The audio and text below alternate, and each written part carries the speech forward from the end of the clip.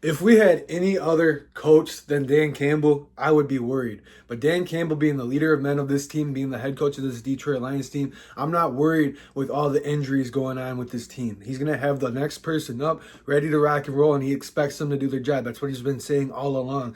And just going back to it, like, he doesn't complain about nothing. That's what I love about Dan Campbell. If things aren't going his way, he's going to try to will it back to go his way.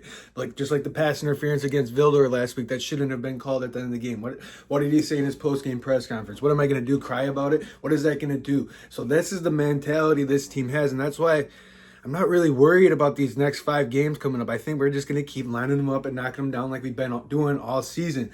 We have teams breathing down our neck. Minnesota, Green Bay's breathing down our neck. Philly's breathing down our neck. People are coming for our teams. And that's what's being a good team does. People are coming for us. People hate us now. We got a target on our back being the Detroit Lions right now. So embrace it. I know we're banged up on the defensive side of the ball, but I don't think this defense is going to take a step back as much as we think they are going to, because the players that we brought in, Jamal Adams, he's a seasoned vet. He's going to do his job when he's healthy out there. And the defensive tackle he just brought in from Seattle, he was a key backup to the Seattle Seahawks. All we need these guys to do is just come in and do your job. We're not asking you to be a Hall of Famer. We're not asking you to be a all-pro. All we're asking you is just to line up in front of the guy in front of you and beat that guy. That's all you got to do. Beat the man in front of you. And that's what Aaron Glenn's been preaching to this team, and that's what he's been preaching to this defense. And that's why I'm not really worried about all these injuries going on. We're going to get healthier on the defensive side of the ball. I doubt the injury bug's going to keep affecting us. If it does, I pray to God it just goes away. But right now, let's preview this Thursday night football game against the Green Bay Packers. Like I said, Philly's breathing down her neck for the number 1 seed. Minnesota's breathing down her neck with the number 1 seed. And I can't stand Minnesota. How do you get lucky in Chicago winning in overtime? Because Chicago was a dumpster fire with Matt Eberflus. And then last week, you win by 1 point at the end of the game. Minnesota's been the luckiest team the last 3 years. But hey, in the NFL, you should want to be lucky. But it is what it is. I think when we play Minnesota, things will get settled out. Just like I think things will get settled out on Thursday when we play this Green Bay Packers team. They're coming into town. They came into town last year on Thanksgiving after we beat their butt in Lambeau Field. So we beat their butt in Lambeau Field, dominated them in Lambeau Field. So I'm expecting them to come in here and be like, all right, let's bring it. But that's 2 years in a row. I don't think Dan Campbell is going to let a division opponent come in and beat this team. And it's not about Dan Campbell. It's about the players. And the players want to run through a brick wall for Dan Campbell. So that message he's preaching to them, they're coming for you guys. They're coming for you guys. What are you going to do about it? I guarantee you that's a message he's preaching to these guys. Are you guys going to bow up and be strong and keep lining them up and knocking them down? Or are you going to bend over and be like, oh, we're too injured and cry about it? That's not what this team's going to do. And that just goes back to my original point. But how are we going to slow down Green Bay? Green Bay's been hot the last couple weeks. They've been playing really good football on the defensive side of the ball.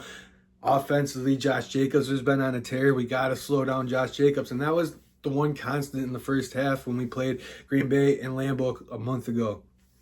Josh Jacobs was able to run all over us. Now that we're banged up at the linebacker spot and we're banged up on the defensive line, he may be able to get it going a little bit on the offensive side, but we're really stout against the run. He may break off a few runs, but we got to slow down Josh Jacobs, because we can slow down Josh Jacobs and we are able to tee off on Jordan Love. And when you're able to tee off on Jordan Love gets happy feet and he starts throwing crazy picks, and that's where Brian Branch and Kirby Joseph, they are due for a pick. So I'm expecting one of those guys to get a pick this week.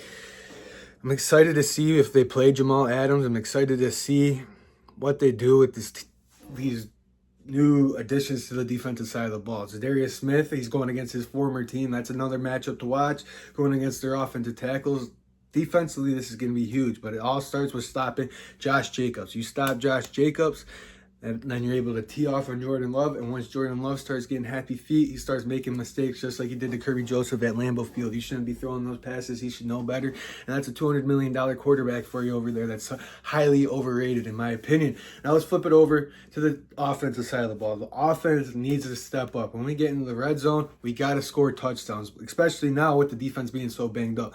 The offense has got to start carrying the load. Special teams has carried the load. Defense has carried the load. 1 week where the offense just went 7 for 7 on touchdown drives, but that was against the Jacksonville Jaguars. Let's step it up this week. Let's capitalize when it's time to capitalize, and that's not settle for field goals. This is a division game. This is a very important game. It's a home game. You can't lose on 2 games at home when you're undefeated on the road. That's unexcusable, man. You're a good football team. This is a game you have to win, and it's a game that has a lot of meaning, and there's a lot of meaningful football games left. We got Buffalo in a couple weeks. We got Minnesota at the end of the season. It's going to be a tough one, but hey, I think we can keep lining them up and knocking them down, because like I always say, the only team that can beat the Detroit Lions is the Detroit Lions themselves. They got to be able to run the ball, which they should be able to do, be the less penalized team, and not turn the ball over on Thursday, and that's a recipe for success right there.